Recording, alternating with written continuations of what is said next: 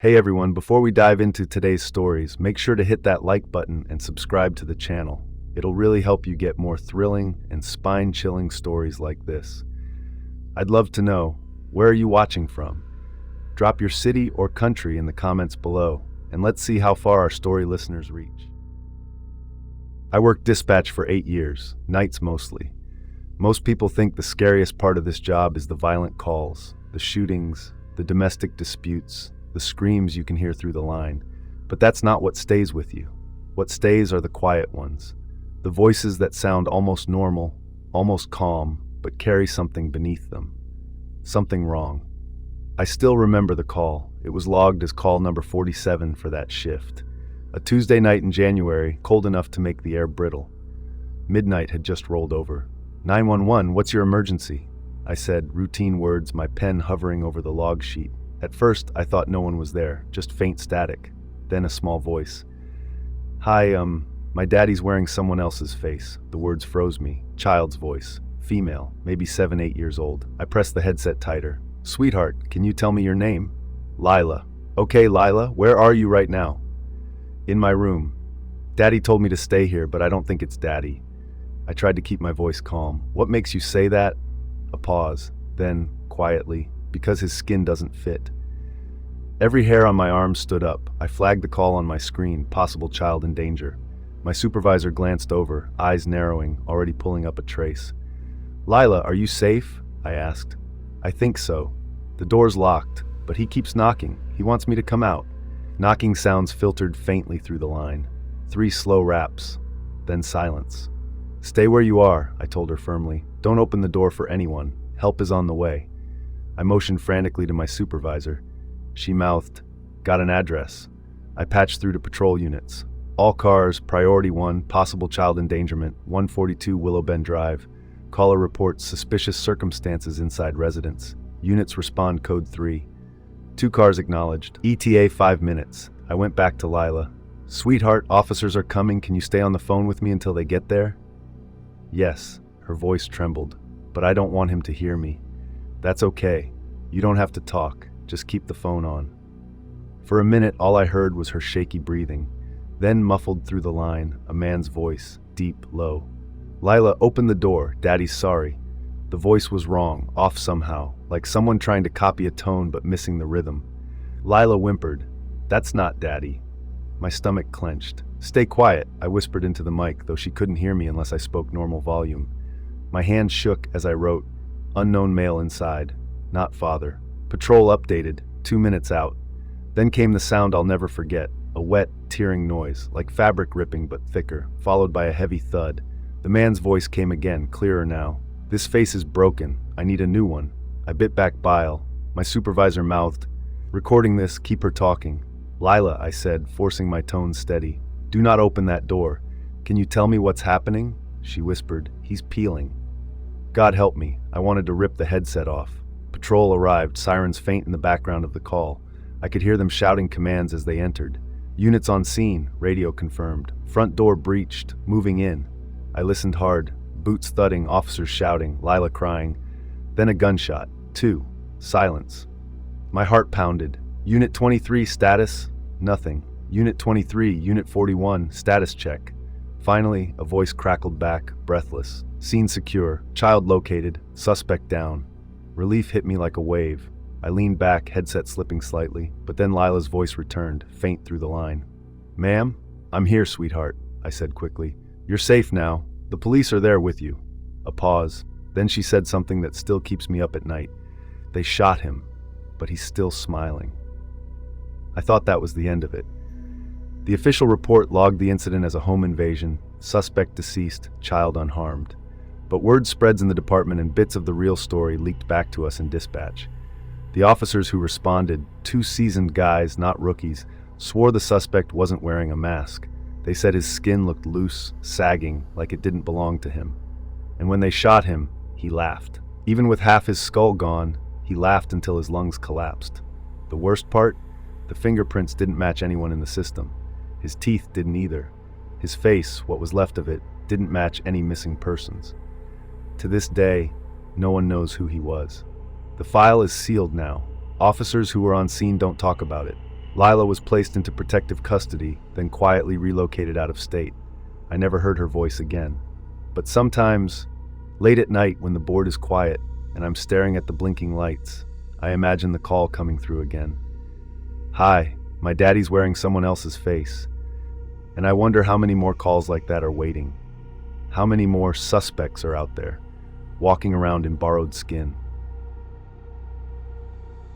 I never liked Willow Street.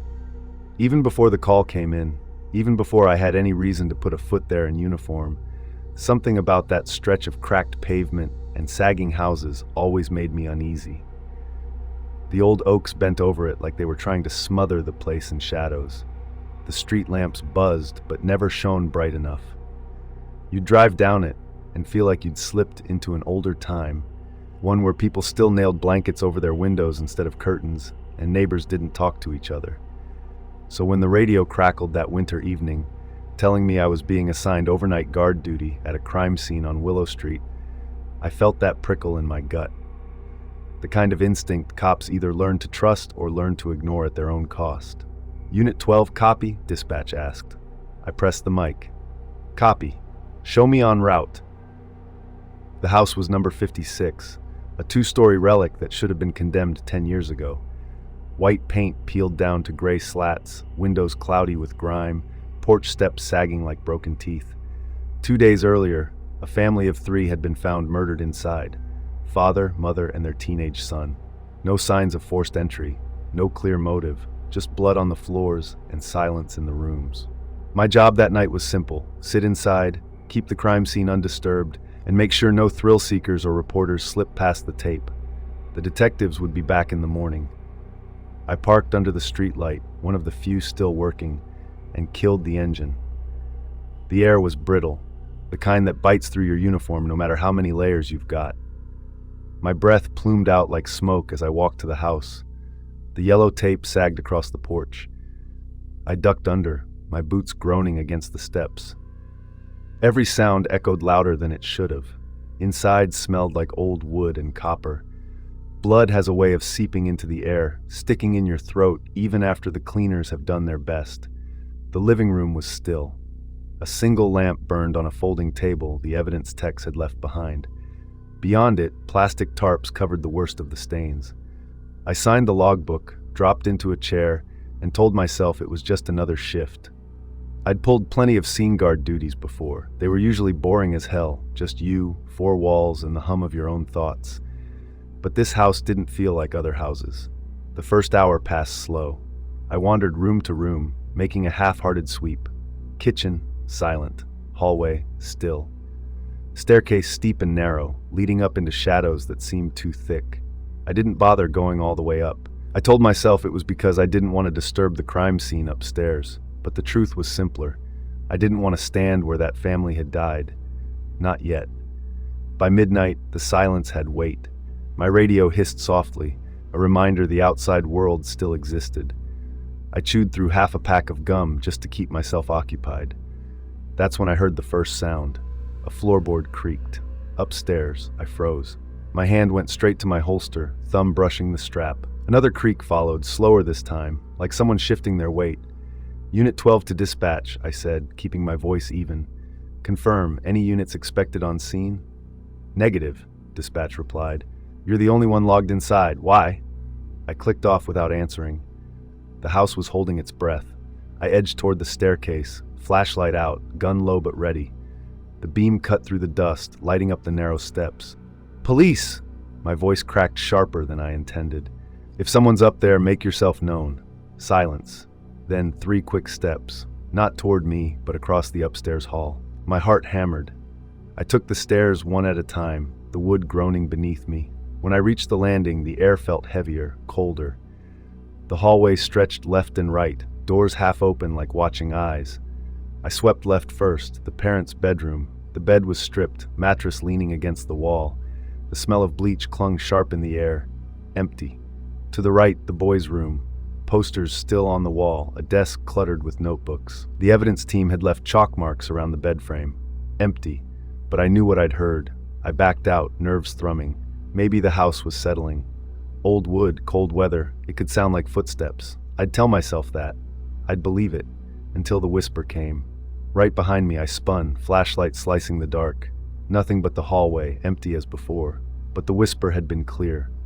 A word I couldn't catch, but a voice low and urgent. Not imagination, not creaks or drafts.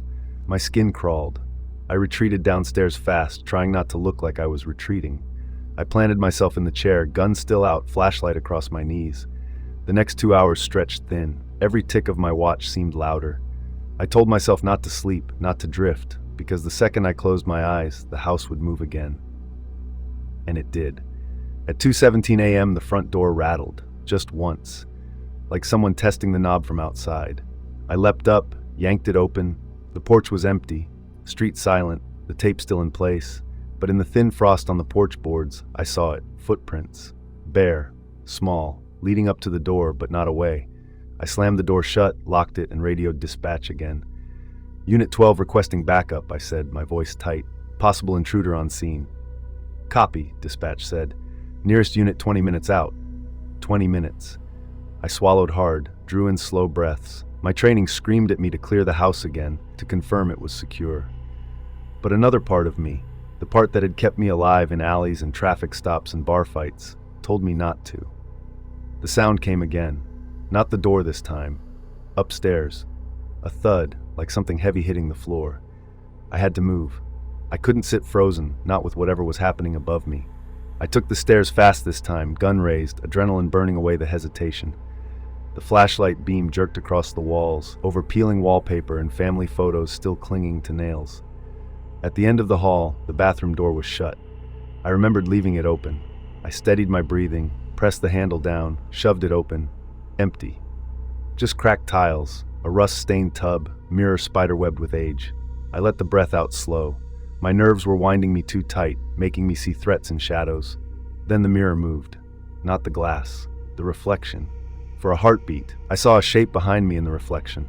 A boy, maybe 16, face pale, eyes dark hollows.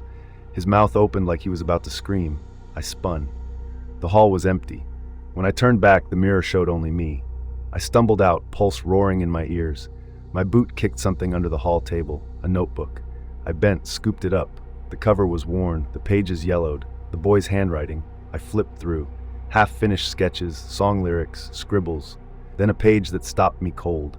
It was a drawing of the house. Every window, every cracked board, every sagging shingle. But inside the windows he'd drawn faces. Dozens of them. All pale, all screaming. The last page had words scrawled over and over. It watches. It watches. It watches. My radio crackled. Unit 12 status check. Backup 5 minutes out. I stared at the notebook, my hand shaking. Then came the scream, high, sharp, echoing through the walls. I don't remember choosing to run, but I was pounding down the stairs, out the front door, boots slamming the porch. I didn't stop until I hit the street light, breath ripping in my chest. Backup arrived minutes later. 2 officers wide-eyed asking what happened. I couldn't explain. Not in any way that made sense. I just shoved the notebook at them, told them to see for themselves. They went inside, swept the place top to bottom, came out 20 minutes later shaking their heads. House is empty, they said. Always was. But one of them held up the notebook. Thing is, he added, frowning, we already collected this as evidence 2 days ago. It shouldn't be here. I looked down at my hands. They were empty. No notebook, just trembling fingers. That was my last night on Willow Street. Officially, the report said I'd had a stress reaction. Too much time alone in a bloody house, mind playing tricks. But I know what I heard, what I saw, and sometimes, when the night is quiet and the air feels heavy, I still hear that whisper, the one I couldn't make out. Only now, I think I know what it said. Get out. And I did. But I don't think I ever really left that house behind. When you're a cop, you get used to paperwork. People think it's all chases and shootouts, but 90% of the job is forms, reports, and evidence logs. Hours hunched under fluorescent lights, filling out the same lines over and over. That's how I ended up assigned to the cold case lockers. Not as punishment exactly, though it sure felt like it, but because the department was running out of space. Too many boxes piling up, too many forgotten files stacked like a graveyard in the basement. Just inventory them, my captain said. We need everything digitized. Dust it off, Make sure the evidence matches the paperwork. Update the system. Simple. Simple, right? The cold case locker was 4 floors underground, past a rattling elevator that always smelled of mildew.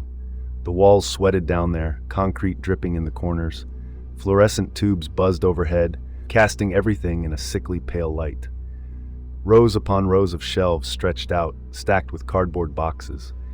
Each one labeled with a case number, year, sometimes a victim's name scrawled in faded marker. Some were older than me. I started slow, one shelf at a time. Pull a box, check the contents, match it against the file, log it in the new system. The kind of work that eats hours without you noticing. But on my 3rd night down there, I pulled a box that wasn't on the list. The label was smudged, water-stained. The numbers were barely legible, but I made them out. Case 770461. I checked the master log. Nothing. No entry. No mention anywhere. It shouldn't have been there. Curiosity got the better of me. I set the box on the table and lifted the lid. Inside was a stack of Polaroids, a cassette tape, and a small cloth bag. The Polaroids came first. Each showed the same thing, a basement. Concrete walls, one bare bulb overhead. In the center, a chair. And in the chair, people. Different people in each photo. Men, women, even a teenager. All tied down, all gagged, their eyes wide with terror. My throat went dry. I counted 15 Polaroids, 15 different faces. I slid them aside and picked up the tape, a standard audio cassette, unlabeled. I still had an old player on my desk upstairs, but something in me didn't want to wait. There was a dusty player on a side shelf, wires tangled, but it worked. I slid the tape in, pressed play. At first just static, then a voice. Low, calm, male. They don't understand, but you will. Then a sound. Wet. A muffled scream beneath it. The scrape of metal on concrete. The voice again, closer this time. Every face tells a story. You have to peel it back to see the truth. I slammed stop. My stomach lurched, bile rising. My hands shook as I reached for the last item, the cloth bag. I untied the string. Inside were teeth. Human. Dozens of them. I stumbled back, knocking the chair into the table. For a long minute, I just stood there, chest heaving, staring at the box. This wasn't just evidence. This wasn't just some forgotten file. This was something else. Something that had been buried down here on purpose. I forced myself to check the box again. At the bottom, beneath the Polaroids, was a single sheet of paper, typed. No header, no date, just one line. If you're reading this, he knows you now. I dropped it like it burned me. The locker suddenly felt too small, the rows of boxes pressing in. I shoved the lid back on and carried the box upstairs, my palms slick with sweat. I went straight to records. The clerk, an older guy named Harris, looked up as I slammed the box on his counter. "This case," I said, breath ragged. 770461. "What the hell is this doing in storage?" He frowned, adjusted his glasses, flipped through the database. "Doesn't exist. I just pulled it." "Then it was misfiled," he shrugged. "Happens sometimes." "No." I pushed the Polaroids at him. "Look at these. Tell me this is nothing." He picked one up, squinted at it, and froze. The color drained from his face. He set the photo down carefully, like it might explode. "Where did you say you found this?" "In the cold lockers." He shook his head slowly. "You shouldn't have." "What do you mean?" But he didn't answer, just slid the box back toward me. "Return it. Put it back where you found it. Don't touch it again." I stared at him. "Are you serious? These are victims, unsolved homicides. We have to." "Put it back," he said firmly. His eyes flicked to the corners of the room like someone was listening. "Forget you saw it." I should have reported him. I should have taken it straight to my captain. But something in his face stopped me. He was terrified. That night, I couldn't sleep. The Polaroids burned in my mind, those eyes staring out.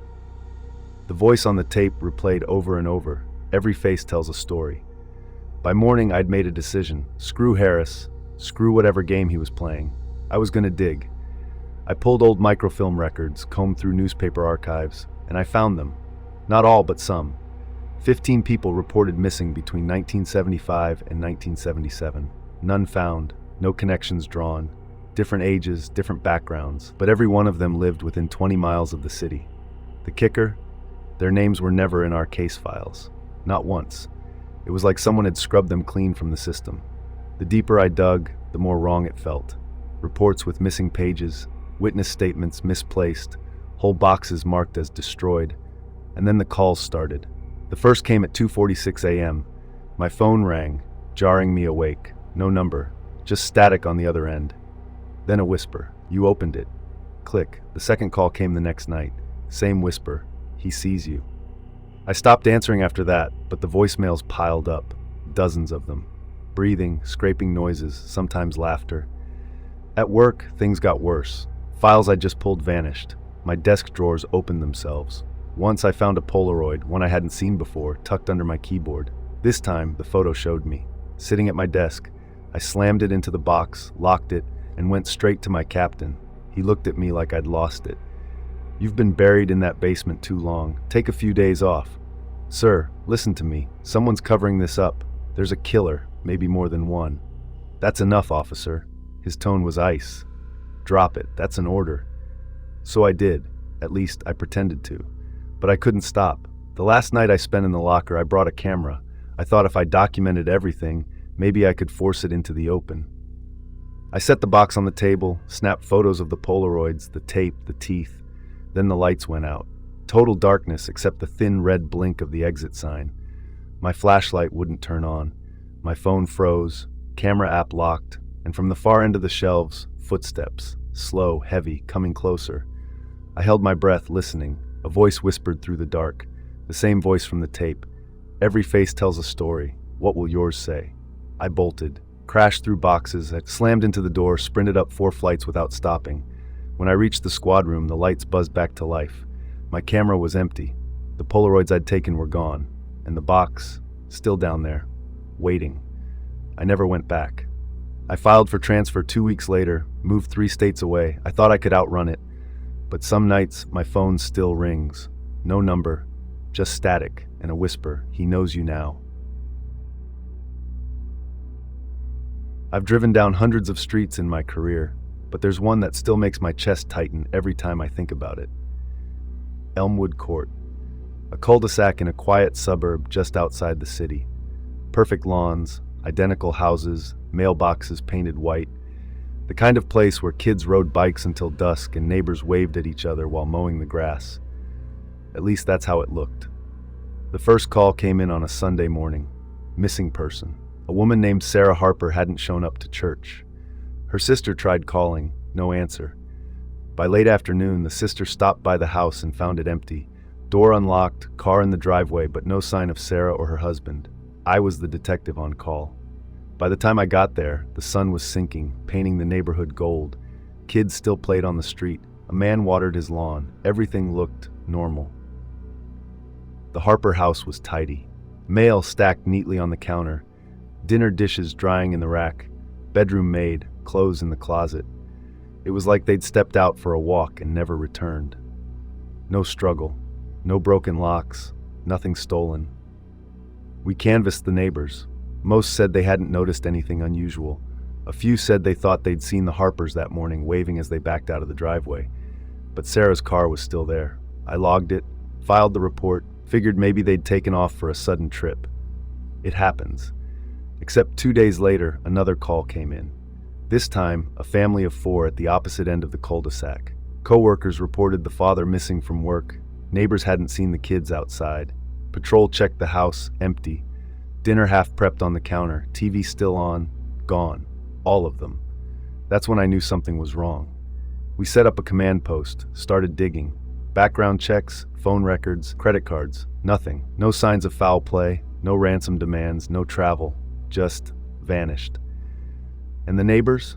That's where it got strange. Every single one we interviewed seemed off, smiling too wide, repeating themselves, saying things that didn't line up.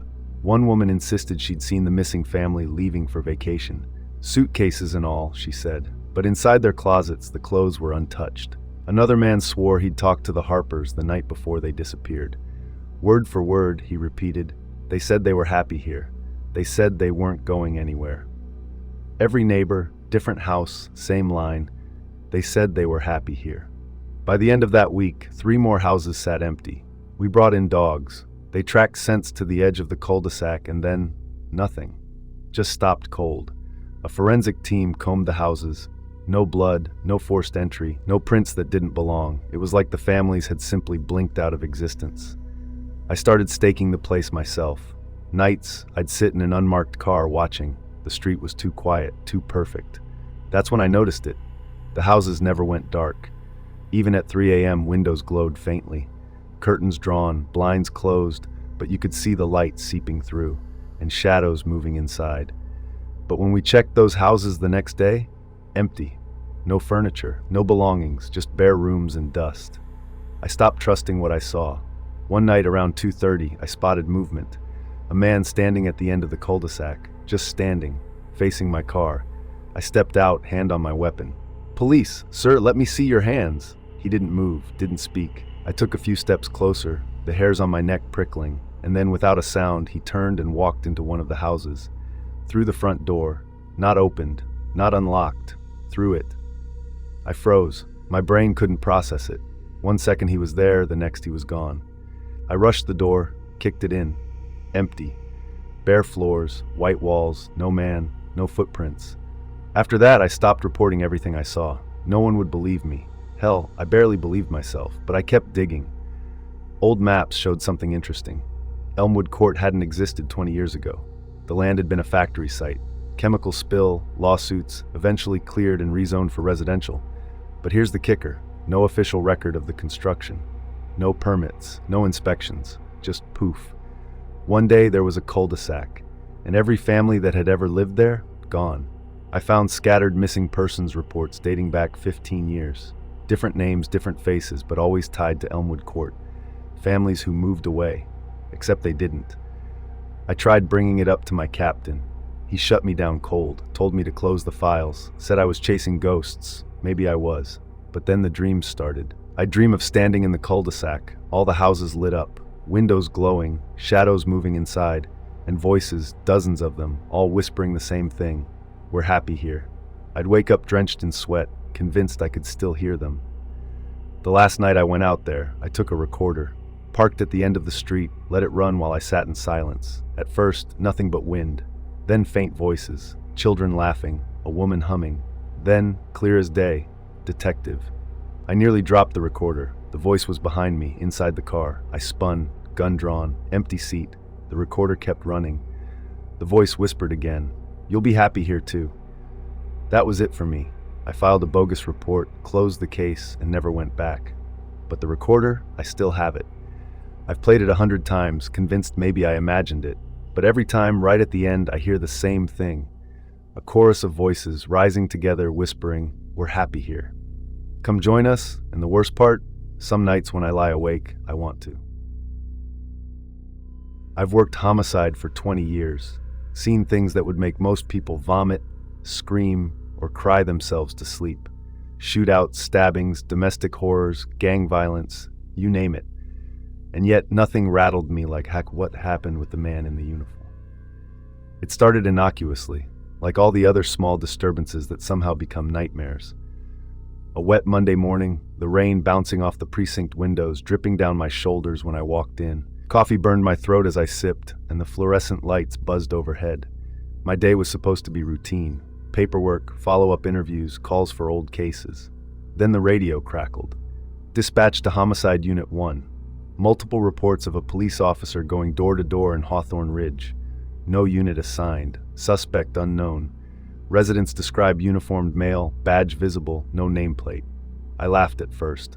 A patrol officer taking a stroll, checking in on residents? Maybe a training exercise. But when the calls kept coming, each one describing the same tall, pale man, uniform crisp, badge glinting under street lamps, I knew something was off. By mid-afternoon, I was heading out to Hawthorne Ridge myself. I wanted to see the street, confirm what was going on. It's funny, the first time you step into a scene that will haunt you, you think you're prepared. You are not. The neighborhood was quiet, almost eerily perfect. Identical 2-story homes, trimmed lawns, basketball hoops over garages, kids' toys scattered in yards, a man with a leaf blower, the usual suburban life. But when you're trained to watch, you notice things that are just wrong. I parked discreetly and began canvassing. The first resident I spoke to was an elderly woman. She insisted she had seen him. Officer Price, she called him, though no one in our system matched. She described a man tall, perfectly dressed, smiling politely. He had asked if she lived alone, told her to lock her doors, and left. That smile, she said, didn't reach his eyes. That phrase kept repeating in my mind for days. The smile didn't reach his eyes.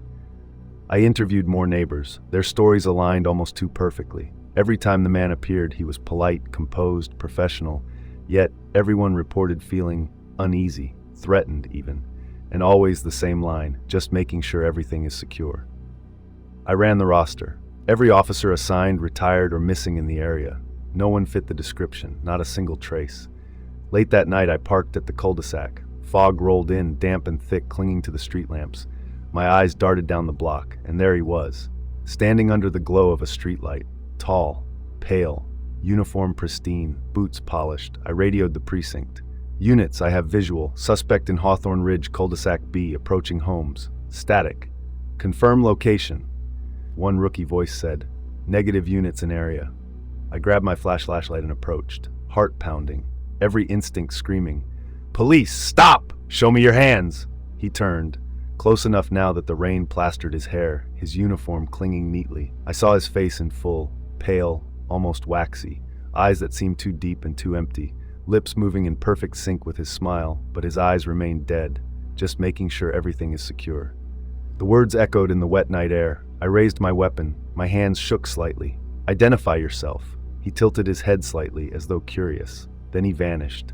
No door, no alley, no back street. He simply disappeared. I ran the cul-de-sac, flashlight sweeping, adrenaline in full throttle. Nothing. No footprints, no sign he had ever existed. Back at my car, I reviewed the body cam. Nothing. Just me standing there, yelling at empty space. The days that followed were worse. Calls to dispatch came in again. Residents reporting the same man, same words. He was polite, professional, smiling, asking odd personal questions. Did they live alone? How many doors did they have? Did anyone check on them at night? Each account identical. I started keeping a ledger of sightings, each timestamp, each location. Each resident describing the same man. It was becoming an obsession. The sleep deprivation didn't help. Every night I dreamt of him walking down the street, boots clicking on wet asphalt, badge glinting, approaching doors, nodding politely, whispering, just making sure everything is secure. In my dreams, I couldn't move, couldn't warn anyone, could only watch as he entered houses, gliding through walls like smoke, leaving no trace. Then the calls started, phone calls, no number, no voice at first, just static, then a whisper, "You're awake now." I ignored it, hoping it was someone pranking me, but the calls increased, each one followed by another resident spotting him within minutes. And then my mailbox. I found an envelope one morning, no return address, inside a photograph, me, standing in Hawthorne Ridge, behind me the man, watching, smiling. I showed it to my captain, he frowned. "Officer, take some leave, get your head straight." I tried. I really did.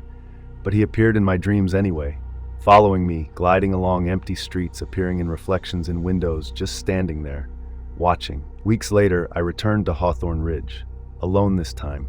I parked at the end of the street, flashlight ready. He appeared within moments.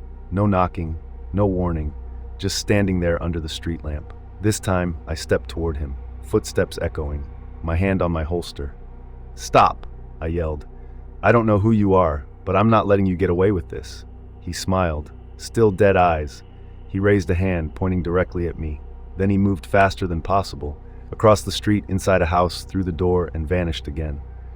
I ran to the house, empty. No door ajar, no footprints, nothing. I began obsessively cross-referencing old case files. 15 years of reports of the same man. He had appeared sporadically across different neighborhoods, each time asking odd questions, each time leaving residents terrified, each time vanishing. No official reports filed, nothing in the database. Just whispered complaints tucked away, dismissed as pranks or hallucinations. The psychological toll was heavy. I started seeing him everywhere, every uniformed officer, every shadow in the rain, every reflection in glass, his eyes staring at me. One night, I stayed late at the precinct, rain pelting the windows. Alone in the quiet, I began reviewing old photographs from surveillance. And there he was, standing in the background of dozens of photos, always uniformed, always watching, always smiling. My own photo appeared in one, me, walking the streets, unaware of the camera. Behind me, faint but unmistakable, the man in uniform, just standing, watching. By now I was paranoid. I checked locks twice, doors 3 times. Every night I slept with the lights on, guns within reach. Then the final incident happened. I was called to a routine disturbance in Hawthorne Ridge. Someone had reported a loud bang, a neighbor screaming for help. I arrived alone at first, checking the street. Rain slicked asphalt, streetlights buzzing, nothing unusual. Then I saw him, standing at the corner, hands behind his back, watching. I raised my voice. "Officer, identify yourself." No response. I stepped closer. Rain plastering my hair, heart hammering. He smiled. The dead, empty smile.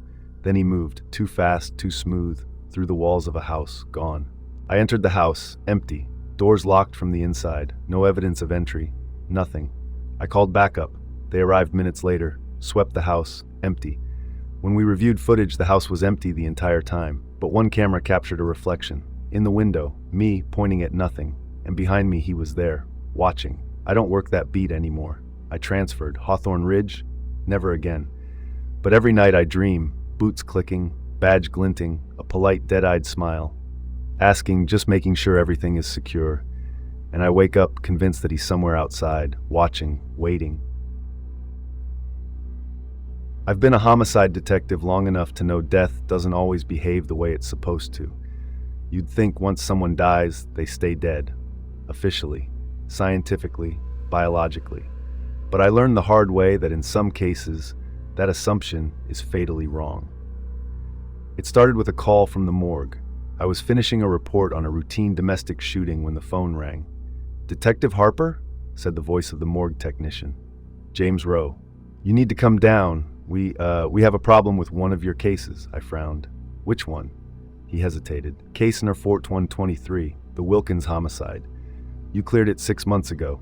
Female, age 27. Cause of death, stab wounds to the chest, found at her apartment. No suspects beyond the boyfriend who was detained. Body was autopsied, cremation approved, all that." I felt a knot form in my stomach. "What's the problem?" James swallowed audibly. She's here, in the freezer, alive." I dropped my pen. Coffee sloshed on my desk. "Alive? That's impossible, the autopsy." "I know, I checked everything, every record, everything matches. But detective, she's breathing." I told him I was on my way and grabbed my coat. Traffic crawled like molasses, my mind racing. How could this happen? Could it be a medical error? A misdiagnosis? By the time I reached the morgue, the building smelled of disinfectant and death. I saw James at the entrance, pale. "She's in room 3, straight ahead." I entered the freezer, cold that clawed at my skin, stainless steel walls, shelves of bodies, numbered tags dangling from wrists, and then I saw her, lying on a metal slab, eyes fluttering, skin pale but warm, her chest rising barely with shallow breaths. "Detective," James whispered. "I don't know how, I don't know why, but she's alive." I knelt beside her, checked her pulse, irregular but unmistakably there. "Call EMS," I said, "now." As paramedics arrived, I kept watching her, something in her eyes, terror, confusion, something older, deeper. Later in the hospital, I tried to piece it together. The Wilkins case had been straightforward, or so I thought. Her boyfriend had confessed in a fit of rage, stabbed her, left her apartment, fled the city. Evidence matched. Everything pointed to him.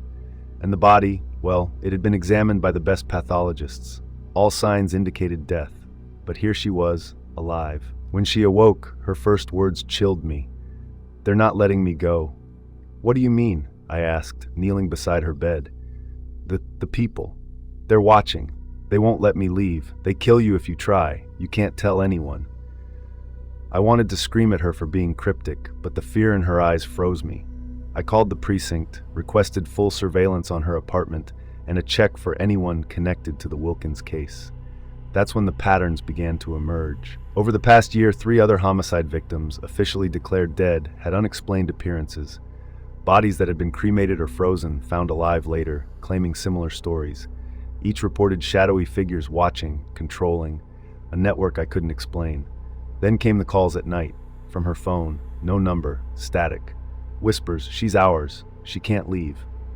I began sleeping in the hospital room, writing notes, recording everything. And every night, the sense of being watched grew. Shadows that didn't belong, sounds in the ventilation, footsteps in empty hallways. One night I stayed later than usual, alone. The room was silent except for the faint hum of machines. I was jotting down observations when the temperature dropped suddenly. My breath misted. I looked up. She was sitting upright in bed, pale eyes staring at the corner of the room. "Detective," she whispered, "they know you're here." I froze.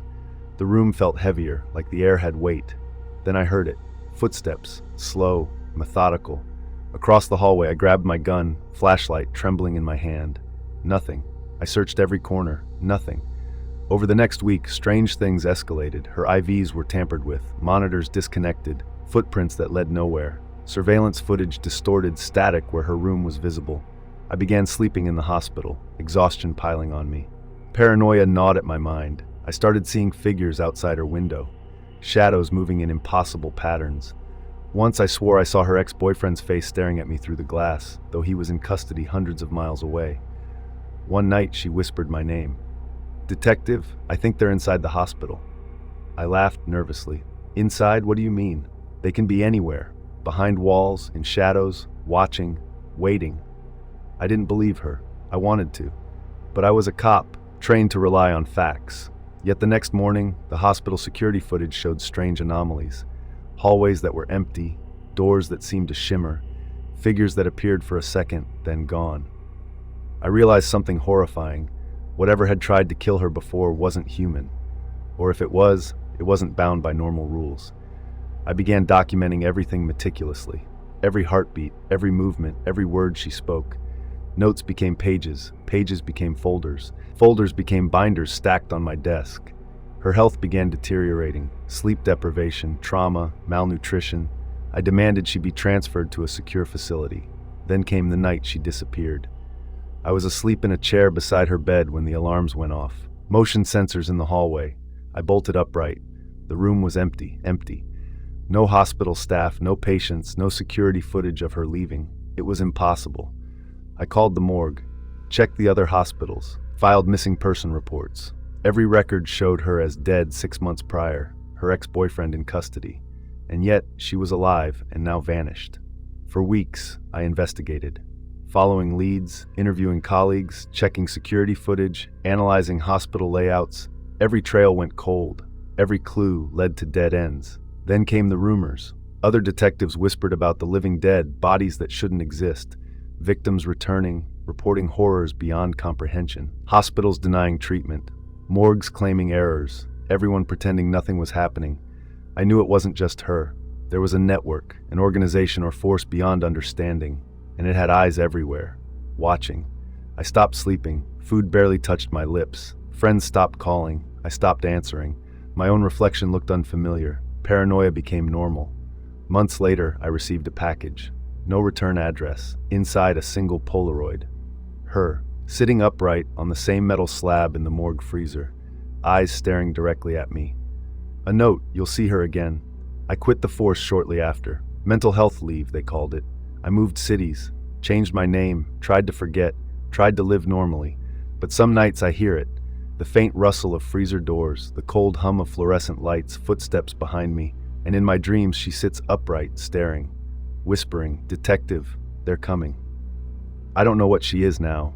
Alive, dead, something else entirely, and I don't know if I want to, because some things once seen never leave you. I've been a police officer for over a decade. I've walked into crime scenes that would haunt anyone for a lifetime, blood, chaos, despair, but nothing ever got under my skin like the badge I found that night. It started with a routine call, a small, sleepy neighborhood in Eastbridge. Noise complaint. Teenagers partying too loud, someone set off fireworks. Typical Friday night nonsense. I drove down the cul-de-sac, lights flashing dimly, fog rolling off the asphalt. Houses lined up neatly, front lawns meticulously kept. At first, everything looked normal. No parties, no teens, just a quiet street lit by a few flickering streetlights. I parked near the end and stepped out. The air smelled faintly of wet grass and smoke. Then I saw it. A badge, lying in the middle of the street. Not a civilian badge, a police badge. Eastbridge Police, freshly polished, glinting even in the weak lamplight. I picked it up, instinctively turning it over. No name, no number, just the seal and the word officer engraved. Something about it felt wrong. Heavy, almost alive in my hand. I slipped it into my pocket and began canvassing the area, expecting to find someone who dropped it, but the street was empty. No footprints, no vehicles, no signs of life. Then I heard it. whispering, not from a person, not audible in any normal sense, but in my head, faint, insistent. Wear me. I shook my head, dismissing it. Fatigue, maybe. But as I drove home that night, the whispering followed, a faint hum, insistent. Every time I touched the badge in my pocket, the voice grew louder, sharper. Wear me. Be one of us. I tried to ignore it, locked the badge in my safe at the station, reported it to dispatch. Found a badge, I said, trying to keep my tone casual. No idea whose it is. Might be training prop. They laughed. Leave it in evidence. Someone will claim it. I did. But that night, I dreamt of it. The badge hovering over me in the darkness, shadows twisting in the corners, whispers growing into murmurs, murmurs into voices. By morning I was exhausted, head pounding, vision blurred, and the badge gone from the evidence locker. I checked the room, locked doors, triple-checked logs. Nothing, no entry, no sign anyone had touched it. Then the calls started. From residents near the cul-de-sac where I found the badge. Reports of a man in uniform, not a cop I knew, pale, perfectly dressed, walking silently along sidewalks, watching, observing. Each description matched mine in some horrifying way. The badge, the whisper, the urge. I felt it that day at the precinct, pulling files, typing reports. The badge called to me, heavy in my pocket. I found myself placing it against my chest, hearing the whisper clearer than ever. Wear me. I told no one, no colleagues. I couldn't. Who would believe me? And then I wore it. Just once. The moment I pinned it to my chest, everything shifted. The precinct lights dimmed slightly. Shadows stretched unnaturally across the walls. A humming vibration in my chest. And voices. Hundreds of them.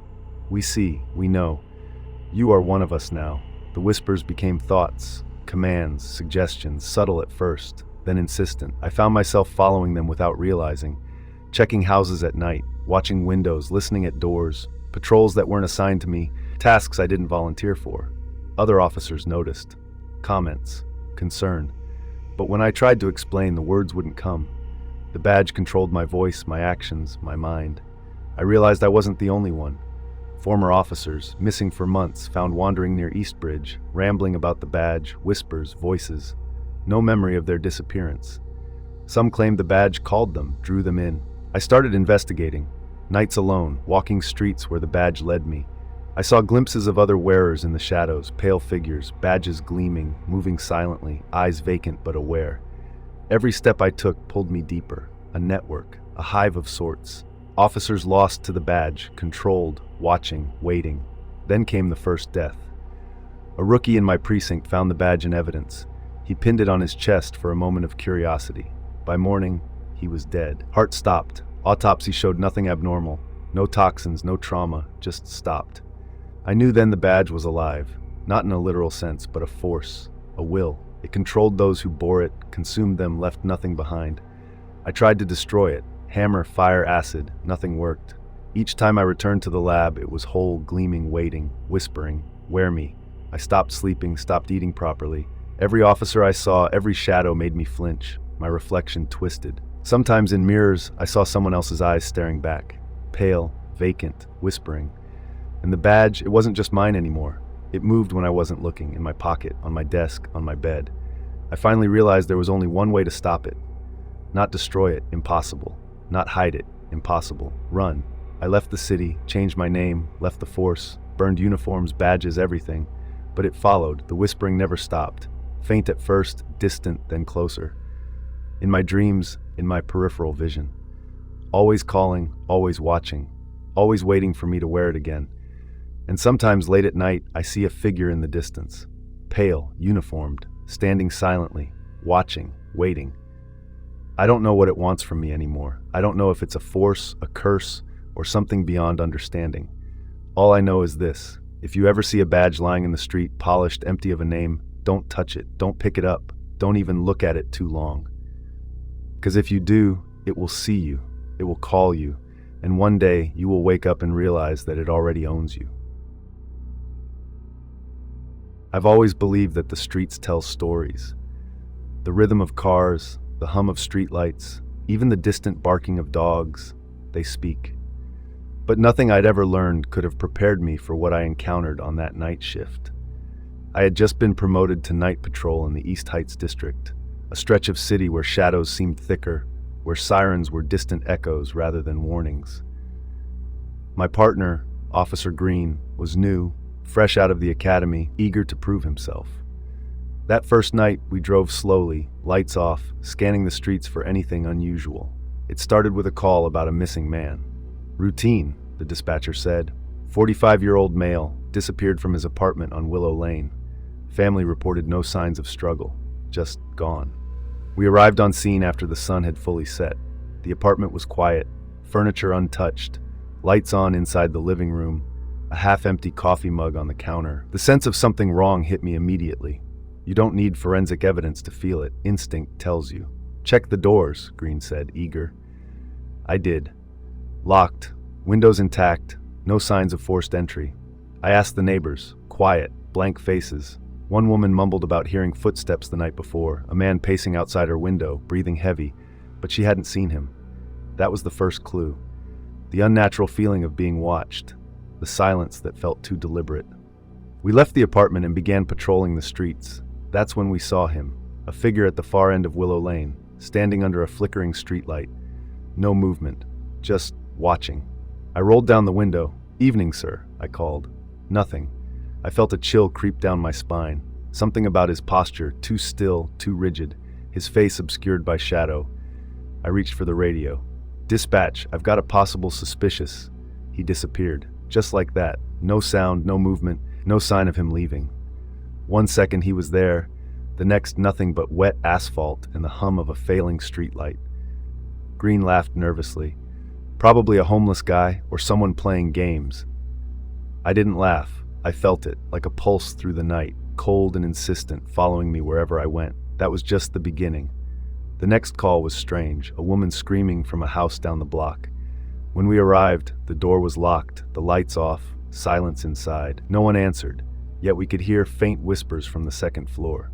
I tried the door. Locked. Windows locked. No signs of forced entry. Did anyone else call? Green asked, voice shaky. No one, I replied. And that's when we heard it. A tapping, slow, coming from the roof. We drew our weapons, moving cautiously. The tapping stopped the moment we reached the ladder to the second floor. Nothing. Not a shadow, not a movement, nothing. We returned to the car. The radio crackled. Dispatch. Report from 911. Woman inside, screaming for help. We looked at each other. She's gone, I muttered. It wasn't the first time I'd felt this. The emptiness, the shifting shadows, the subtle sensation of someone moving just beyond perception. But this was different. The rest of the night blurred. Houses we checked appeared normal 1 minute, empty the next. Windows that should have reflected our headlights showed nothing. Shadows moving against logic. And always, the tapping, the whispering, the feeling that eyes followed us even when the streets were empty. By 2 a.m., Green had had enough. I'm not doing this anymore, he said. I understood, but we couldn't leave. The calls kept coming. Missing people, screams, sudden disappearances. We began documenting everything, sketching positions, timestamps, locations. Every pattern led us back to one stretch of street, the dead end at the corner of Elm and 7th. We parked there for the night, just observing. Silence stretched for hours. Then around 3:30, movement. A man, or something like a man. Pale, thin, walking slowly, deliberately. His face obscured, his hands at his sides. No sound. I reached for my flashlight. Green froze. I flicked it on. Nothing. Then the streetlights died. Darkness swallowed everything. I could hear Green breathing hard beside me. Then the whispers. Faint at first, coming from everywhere and nowhere. Go inside. Go, follow, come. The voice was disjointed, layered, and relentless. I couldn't place its origin. My radio malfunctioned. Green dropped to his knees, shaking. I grabbed him. We're leaving, now. We ran. Down Elm Street, past houses that suddenly seemed different, doors ajar where they had been locked, windows black when they had been lit. The figure followed, always just at the edge of perception, never fully visible, but always present. We reached a house with lights on. I knocked, shouting for help. A woman answered, blank eyes, motionless. The street, she whispered. Don't look. Her voice trailed. Then she disappeared inside, and the door slammed. We didn't stop running. By the time we reached the patrol car, I realized we had no idea where the figure was. Not behind, not ahead, nowhere, but I felt it. That night, I didn't sleep. Every shadow in my apartment was him. Every distant sound, the dripping faucet, the hum of the refrigerator, the occasional creak, was him. I started seeing other figures, thin, pale, watching, waiting. Weeks passed. Reports continued. Missing people, whispering, tapping, shadows moving against logic. I filed reports, but the department dismissed them as stress-induced paranoia. Green quit, never returned to patrol. I stayed. Obsessed, I had to know. I began walking the streets alone at night, notebook in hand, mapping patterns, houses where disappearances occurred, empty streets, lights flickering, tapping, whispering. One night, I finally saw them. Multiple figures, thin, pale, in the shadows, watching houses, watching streets, watching me. I tried to approach, step forward. They vanished, but every night they returned, closer, bolder. I learned their rules. Don't stop moving. Don't look directly at them. Don't acknowledge, just survive. Years passed, people disappeared, streets emptied, whispers followed. I survived by keeping to routines, avoiding streets after dark, never speaking about what I saw. And yet sometimes I hear it. From the corner of my room, faint at first, a tap, a whisper, come back. The silent patrol never ends. It doesn't stop. And I know that one night it will catch me. Until then, I survive, walking only in the daylight, listening for nothing, and hoping the shadows forget me. I never believed bureaucracy could be terrifying until I encountered the case that came to be known in whispers as the red tape. It started innocuously. Another cold Monday morning at the precinct, the hum of fluorescent lights above, paperwork stacked like small towers threatening collapse. I was assigned to investigate a series of suspicious deaths tied to the city's municipal offices. Odd deaths, strange accidents. Officially, they were ruled natural or misadventure, but the patterns screamed otherwise. It began with the case of Gregory Tams, a mid-level clerk in the Department of Public Records. He had been found dead in his office, slumped over a desk covered in paperwork. The coroner reported a heart attack. Sudden, unexpected. But what caught my attention were the notes scattered across his desk, forms stamped in red ink, overlapping, repetitive, like a pattern someone had forced him to follow. The word, approved, was stamped hundreds of times across legal documents, sometimes on blank pages, sometimes on official reports. When I interviewed his colleagues, they all told the same thing. Gregory had been anxious in the weeks leading up to his death, nervous, jumpy, muttering about files, forms, the process never ends, and sometimes he whispered about them watching. I wrote it off as stress-induced paranoia. Government jobs, after all, are boring enough to make people imagine conspiracies. But then came the second death. Maria Jenkins, a senior investigator found in the basement of City Hall, crouched over a stack of old files. Her cause of death officially unknown, labeled accidental. Her notes, like Gregory's, were covered in red stamps, words repeated over and over, sometimes nonsensical. Comply, comply, obey, comply. I started noticing a pattern. Each victim had been involved in reviewing official documents or auditing old files. Each had worked late nights. Each had complained about the same feeling. Unseen eyes, pressure to complete tasks, forms multiplying beyond comprehension. I began walking the halls of City Hall myself. I arrived before dawn, an empty building echoing with the faint hum of fluorescent lights. The smell of paper and ink was overwhelming, and the walls seemed to close in with each step. Files stacked themselves in my mind, never-ending, chaotic, suffocating. I felt the first stirrings of the anxiety they had described, and I hadn't even touched a single form. It was during one of these late-night inspections that I found the first red folder, tucked in the shadows of a rarely used storage room labeled simply, Personnel Active. I opened it. Hundreds of sheets of paper, each stamped in red, complete, comply, endure. At first I thought it was a joke, a prank left by some disgruntled clerk. But then I felt it. The pressure, a crushing weight pressing against my chest, whispering in my mind, finish it, complete it, do not stop. I left the folder untouched and returned the next night, unable to resist the pull. By the third night, I couldn't leave. The hallways stretched impossibly long. Doors that had been closed were open. Rooms I had never entered were now accessible.